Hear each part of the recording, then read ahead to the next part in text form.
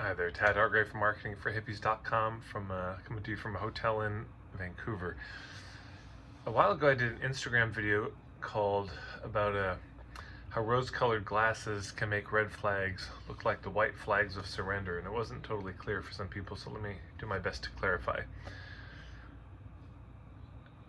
It so often happens that when you get into a relationship, whether it's with a client or dating, and it doesn't work out, there were certain signs that got missed early on. There were some red flags. And oftentimes other people can see them, but we can't. And those red flags, for example, with clients that always show up late for sessions, you have to chase them down for payment. I don't know, they make snide remarks. They never seem to do the homework that you give them. They always have some excuse. They had the last coach they worked with was terrible.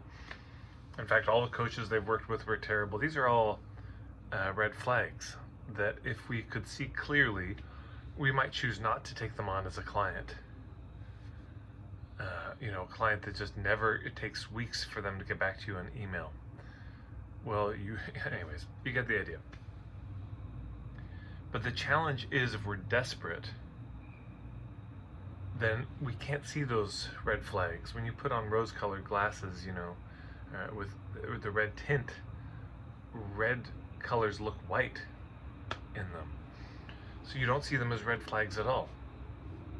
So the white flag was sort of my attempt to just think, what's a white color? And it occurred to me that when people wave that white flag of surrender, it's the international symbol for I give up. We give up. Don't hurt us. And it can look like that. There's somebody who's a potential client.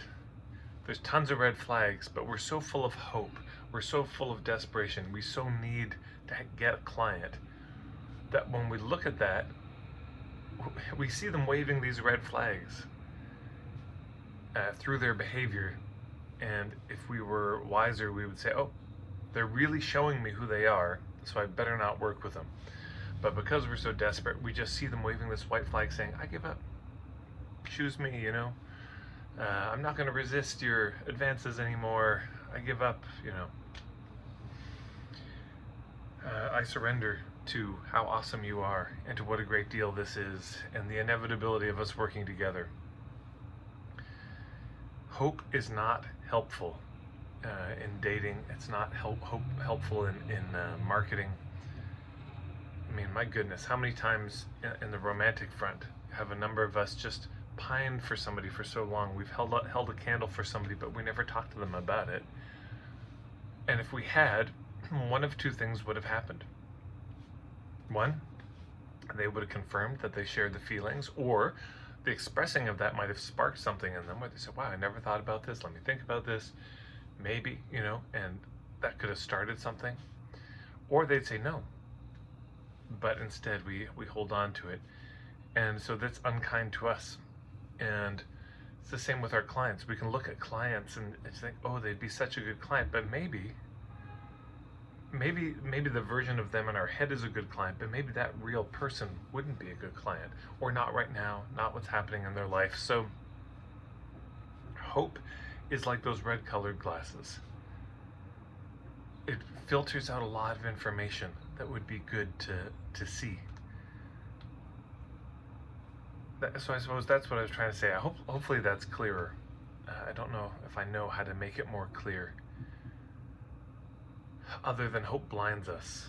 Hope is an immense, it's not a blind spot, it's a filter that has us miss really critical information that would have us know if it's a fit, because we're not looking for anything that could tell us it's not a fit, because we desperately need, whether it's intimacy, closeness, cash, clients, whichever one it is, we need it so badly. We just don't want to see any reasons why it shouldn't work. And there often are some.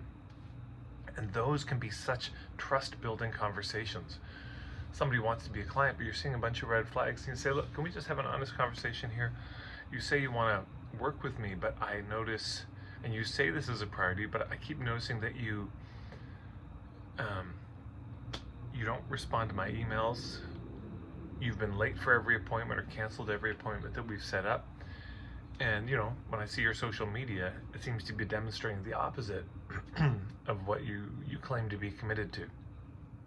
So those are red flags for me. So can we have an honest conversation about this? And then you see, because then that may actually have them step up and say, no, you're right. Thank you for naming that. That will actually build your credibility as a coach or a healer or a therapist, versus just overlooking them, you know, and letting them just get away with it, which they know they're getting away with. And it also, of course, builds our trust with somebody we're pining after, because if you're pining after them, they may already know, and that may be uncomfortable for them. And if you just at least say it, now it's on the table. Now you both know. So if you want to build trust, take off the rose-colored glasses and just talk about what you see. I'll end it there. Thank you so much for watching. Thanks to everyone who shares these videos and everyone who has subscribed to this channel. Thank you so much.